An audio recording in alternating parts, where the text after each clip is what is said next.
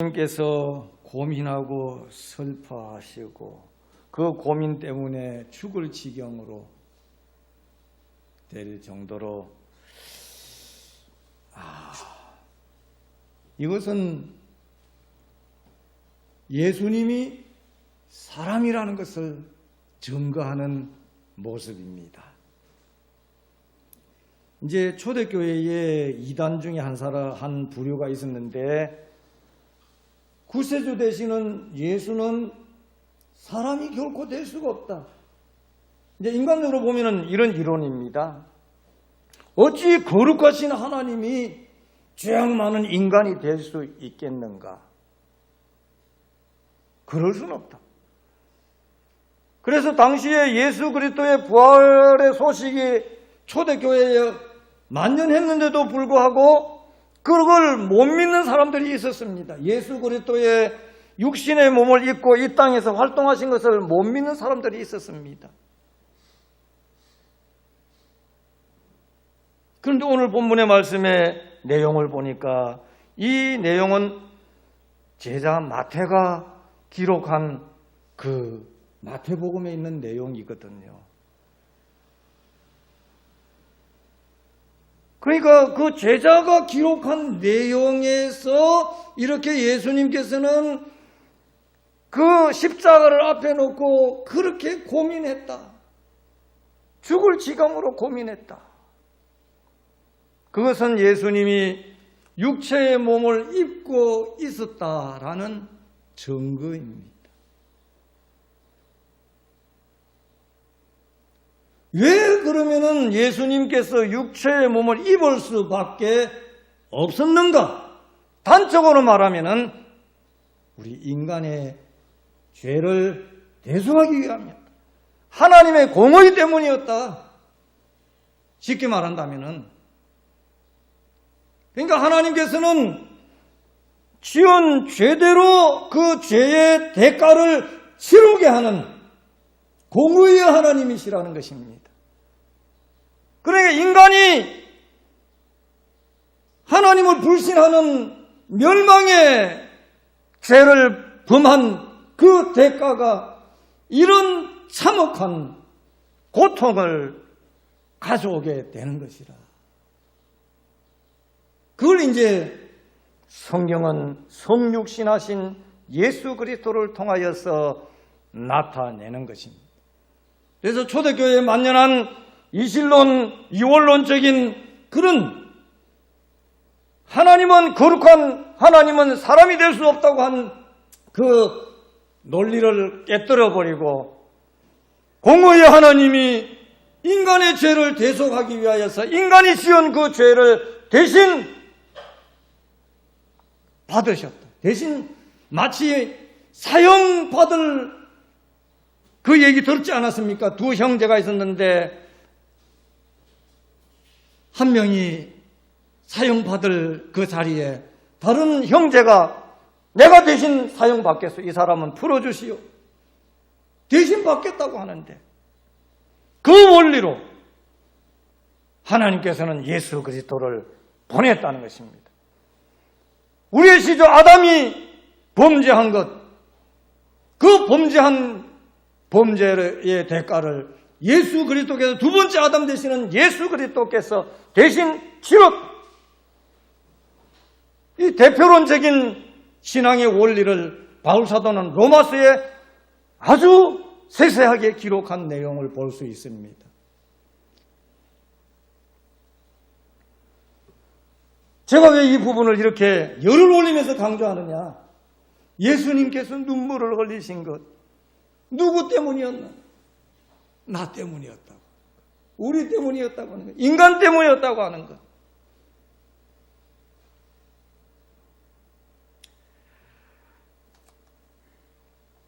예수님의 그 눈물에 대하여서 지금까지 오늘까지 세 번째 내용인데요. 첫 번째는 친구 나사로의 죽음 앞에서, 무덤 앞에서 예수님께서 눈물을 흘리신 그와 동시에 그 사건에서 아니 안전병이도 일으킨 이분이 이 친구 나사로 조금 건강하게 할 수 없었나? 하나님의 능력을 불신하는 그 불신 앞에 동시에 주님께서는 눈물을 흘리신 것을 볼 수 있고요. 그 다음에 두 번째 그 주님께서 눈물을 흘리신 것은 대대적인 왕을 환영하는 그 예루살렘 입성 때에 어린 나귀를 타고 예루살렘 올라갈 때에 그 예수님을 맞이하는 사람들이 왕을 환영하는 그 환영으로 지극히 높은 곳에는 영광이요, 그러면 또 아주 높은 곳에서 할렐루야 찬양으로, 호산나 찬양으로 영광을 돌리는, 그 곁에서 당시의 종교 지도자 중에 한 사람이 듣기가 좀 민망해서, 아니 그 갈릴리에서 나온 어떤 선지자가 최고로 해봤자 선지자인데, 그렇지만은 그 당시에 선지자라고 하면 이스라엘에서는 왕보다도 우위에 있는 위치입니다. 그런데 그 당시에 종교 지도자들은 왕보다도 아래쪽으로 깔아보았다는 것입니다. 그래서 이렇게 왕 같은 대접을 하는 것은 옳지 않다. 그래서 예수님께, 그 예수님의 제자들에게 좀 저 아이들이 소리 지르는 것 좀 못하게 하라고. 그럴 때 주님께서 하신 말씀이 있지 않습니까? 하나님의 역사는 사람이 어떻게 할 수 없다. 만약에 저 아이들의 입을 닫아버리면 발밑에 있는 돌들이 소리 지를 것이다.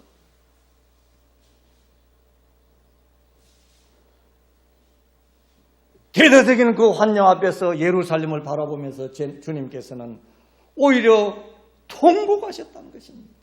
그 두 번째 눈물은 통곡의 눈물입니다.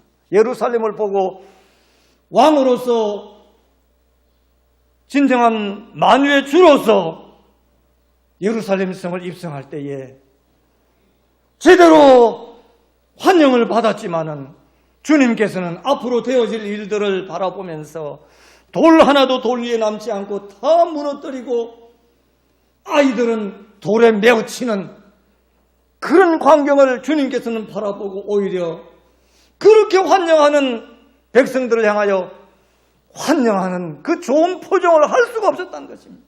오히려 예루살렘을 바라보면서 통곡하시는 70년 후에 베스티안 황제 때에 그 티토 장군이란 장군이 올라와서 그 예루살렘을 치는데 돌 위에 돌도 남지 않고 다 무너뜨린다 한 것은 완전히 파괴시킨다는 그 말씀입니다. 그걸 이제 주님께서는 바라보고 통곡하셨다고 하는 거예요. 그리고 오늘 세 번째 주님의 눈물은 바로 우리 인간의 죄를 대속하는 십자가를 앞에 놓고 육신의 몸을 입고 있는 예수님께서 얼마나 고통스러웠으면 저 여러분들은 뭐 순간 살아가다가 뭐 엄청난 일을 그냥 순간으로 당하잖아요. 모르고 당하잖아요. 근데 주님께서는 알고 지금 당하는 겁니다. 알고 당하는 겁니다. 당신 앞에 지금 앞으로 십자가의 그 희생, 얼마나 고통스러운 십자가의 그 지로 가는 과정도 그렇지만은 나중에는 양손 양발에 못이 박히고 나무에 매달리고 하는 그 모습을 생각할 때에 진저리가 나는 것 아니겠습니까? 모르고 그냥 순간적으로 당했다면 모르지만은 한편의 강도처럼 그렇게 순간적으로 당했다면 모르지만은 주님께서는 이미 알고 계시지 않았습니까? 당신이 지금 어떤 모습으로 인생 마지막을 장식되려는지 그걸 생각하면서 오늘 본문 37절 38절 말씀에 십자가의 희생의 죽음을 앞에 놓고 결심의 기도를 드리려 겟세마네 동산으로 가시는 길에 심히 슬퍼하셨다고 한 말씀이죠. 베드로와 세베대의 두 아들을 데리고 가실 때 고민하고 슬퍼하사 이에 말씀하시되 내 마음이 심히 고민하여 죽게 되었으니. 이제 이 내용을 베드로 사도가 이제 베드로서에 기록을 했는데 히브리서의 내용을 기록한 히브리서의 그 내용을 보면요 이렇습니다. 그는 히브리서 그 5장 7절의 말씀에 보면은요, 그는 육체에 계실 때에 자기를 죽음에서 능히 구원하실 이에게 심한 고통과 눈물로 간구와 소원을 올렸고 그의 경외하심을 인하여 들으심을 얻었느니라. 8절에 보면 그가 아들이시라도 받으신 고난으로 순종함을 배워서 9절에 보면 온전하게 되셨은즉 자기를 순종하는 모든 자에게 영원한 구원의 근원이 되게 되시고, 구원의 근원, 주님의 눈물 다음에는 구원의 근원이 되게 한 하나님의 역사를 오늘날 우리들에게 전하는 것입니다. 아브라함이 하나님을 믿어서 복의 근원이 되었다면 우리 주님께서는 하나님께 순종하여 구원의 근원이 되었다라고는 말씀입니다.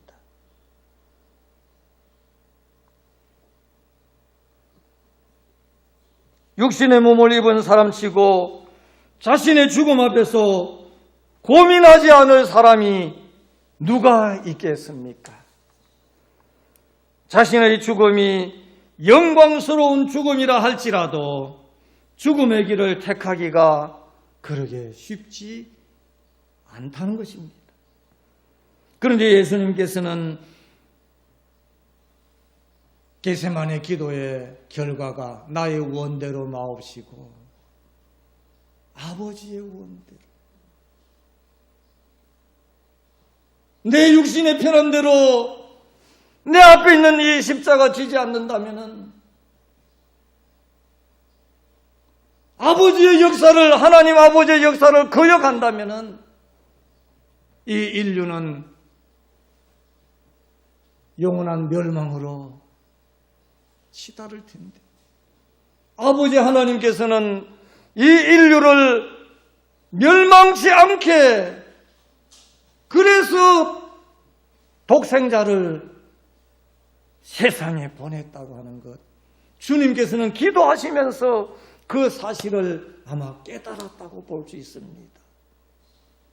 하나님이 세상을 이처럼 사랑하사 독생자를 주셔서는 이는 저를 믿는 자마다 멸망치 않고 영생을 얻게 하려 하심이라는 이 말씀을 예수님께서는 겟세마네 동산에서 기도하면서 아마 다시 한번 내가 온 목적은 바로 인류 구원이지, 하나님 나의 아버지의 뜻이지, 그걸 아마 생각하고 주님께서는 아마도 나의 원대로 마옵시고, 주님의 원은 무엇입니까? 이 십자가 안 지고 육체적 고통 안 당하고 싶은, 그런데 아버지 하나님은 아니다, 그걸 내가 받아야 인류가 구원의 길로 나아갈 수 있게 길이 만들어진다.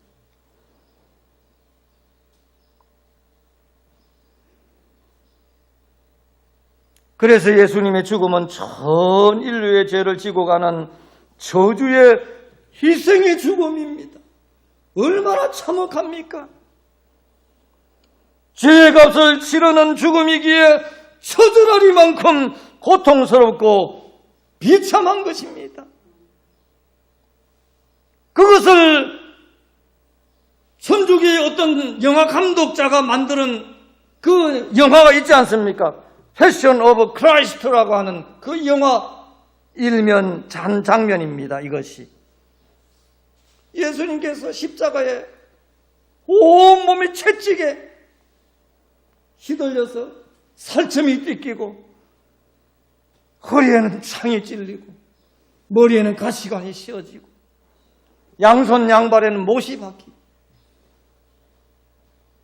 죄의 참혹한 모습을 이렇게나마 보여 저 너무하지 않았느냐 할지 모르지만은 죄의 참혹함은 저보다도 더하다는 것입니다. 지옥에서 영원히 저런 모습으로 지낸다면 어떻겠습니까?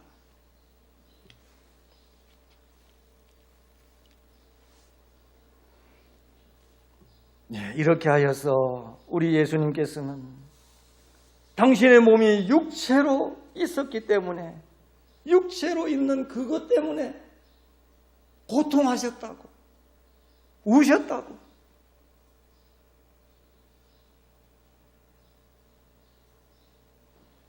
심한 통곡과 눈물로 아버지 하나님께 간구하신 그 모습을 히브리서의 기자는 그렇게 표현하지 않습니까?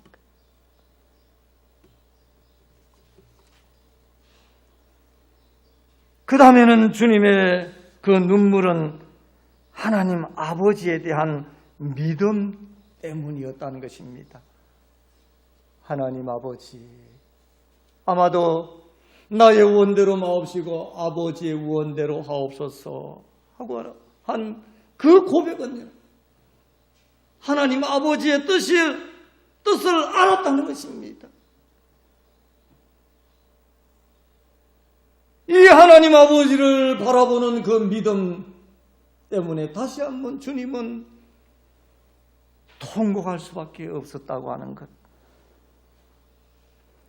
그는 육체에 계실 때에 자기를 죽음에서 능히 구원하실 이에게 심한 통곡과 눈물로 간구와 소원을 올렸고 그의 경외하심을 인하여 들으심을 얻었느니라. 역시 패션 오브 크라이스트의 그 마지막 장면에서 언제 한번 봤지 우리들이 그 영화에 한번 마지막 부분에 보면은 하늘에서 커다란 물방울 하나가 콱 떨어지는 것을 아마 기억납니까? 그 하나님의 눈물, 하나님의 눈물. 어느 부모치고 자기 새끼가 비참한 형틀에서 그렇게 당하는 것을 볼 때에 눈이 맹숭맹숭한 부모는 아무도 없을 것입니다. 아마도 이 영화의 제작자는 감독은 그 하나님을 아버지의 마음을 아마 조금이나마 좀 기억한 것 같아요. 하나님이 진정으로 우리의 사람의 마음 같은 그런 마음이 있다면 이렇게 눈물 흘리지 않았을까?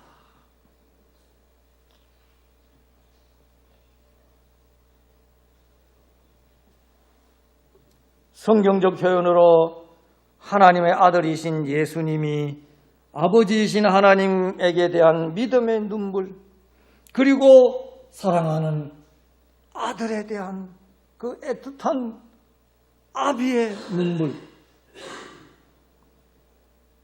아들 예수 그리스도가 택한 백성들을 위하여 죽음으로 아버지 하나님으로 하여금 독생자의 죽음을 지켜보고 보게 하는 고통에 대한 눈물이었다고 말할 수 있습니다. 뿐만 아니라 자신은 비참한 죽음을 당하지만은 자식의 비참한 죽음을 보시고도 참으시고 그 죽음에서 구원하여 주실 아버지 하나님에 대한 믿음의 눈물 또한 주님께서 흘린 값진 눈물이었다고 생각합니다. 결국은 주님께서 이 땅에서 흘리신 그 눈물 그 배경을 보면요, 결국은 죄 때문입니다. 죄. 주님께서 깨달았을 것입니다. 죄 때문에 저렇게 인간이 죽음의 슬픔 앞에 놓여 있구나. 그 다음에 죄 때문에 당신이 이 땅에 오게 되었다고 하는 것. 그 죄 때문에 아버지 하나님이 아픈 마음을 갖게 되게 되었다고 하는 것. 자신이 또한 비참한, 사실요, 십자가는 아주 흉악한 범죄인을 처형하는 사형 도구입니다. 이 십자가 형벌은 얼마나 비참한지요. 로마 시민권을 가지고 있는 사람은 아무리 독한 죄인이라 할지라도 이 십자가 형벌은 면하게 해주었습니다. 그 증거가 바울사도 아닙니까? 바울사도는요,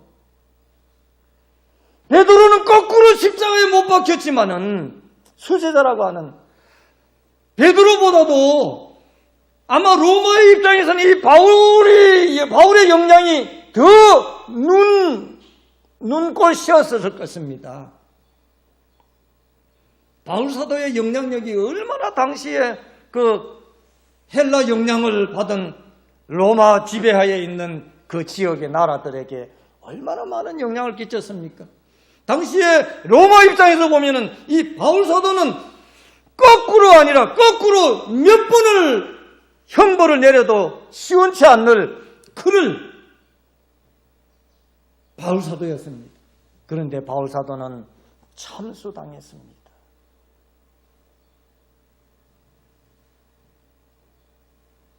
여러분들이 마음 정성으로 제가 이 교회에 와서 안식년 7년인가요? 후에 성지순례 갔다 와서 로마에 잠깐 들렀을 때 그 바울 사도의 참수당한 장소를 보고 왔습니다.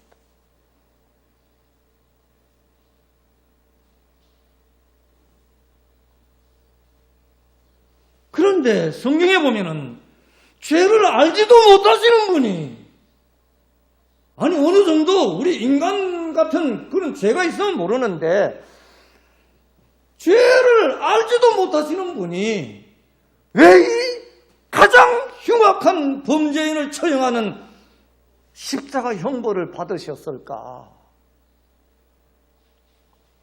한번 생각해 보자는 것입니다. 여기에는 무언가 야로가 있다는 것입니다. 인간의 말로 야로가 있다는 것입니다. 그렇게 아니 되어야 할 분이 이상한 죽음으로 지금 되었다고 하는 것. 그 결과가 뭡니까? 그 이유가 뭡니까? 죄 때문이었다. 그렇습니다. 결국 예수님의 눈물은 인간의 죄 때문이었다고 하는 것. 그래서 예수님께서는 십자가 희생을 당하셨다고 하는 것. 예수 그리스도께서 십자가 희생 당하신 것은 나의 죄 때문이었구나. 이걸 깊이 생각한다면요, 회개하고 하나님 안 믿을 사람 누가 있겠습니까? 그건 그거고 이건 이거지. 그렇게 사람들이 표현하지 않습니까? 아닙니다. 그건 그거고 이건 아닙니다. 이거는요, 아무리 내가 그래 봤자 그것은 나와 관계 있는 것입니다. 이 죄는 나와 관계 있는 것입니다. 하루에도 몇 번 이 죄의 소굴에 들어갔다 나오지 않습니까?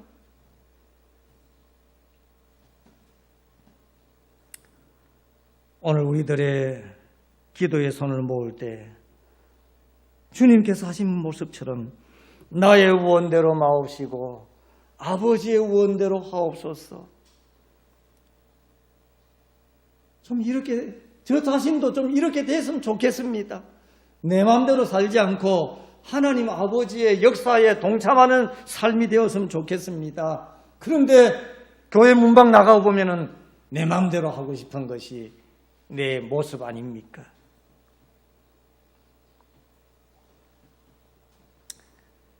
마가복음 14장 36절 말씀에 가라사대 아버지여 아버지께는 모든 것이 가능하오니 이 잔을 내게서 옮기시옵소서. 그러나 나의 원대로 마옵시고 아버지의 원대로 하옵소서. 아멘. 오늘 본문의 말씀 한번 37절에서 39절 마지막 절까지 우리 이 자막에 위에 좀 작은 글씨로 되어 있습니다. 우리 같이 한번 읽어볼까요? 같이 읽읍시다. 시작. 베드로와 세베대의 두 아들을 데리고 가실새 고민하고 슬퍼하사 이에 말씀하시되 내 마음이 심히 고민하여 죽게 되었으니 너희는 여기 머물러 나와 함께 깨어 있으라 하시고 조금 나아가사 얼굴을 땅에 대시고 엎드려 기도하여 가라사대 내 아버지여 만일 할만하시거든 이 잔을 내게서 지나가게 하옵소서. 그러나 나의 원대로 마옵시고 아버지의 원대로 하옵소서 하시고 아멘.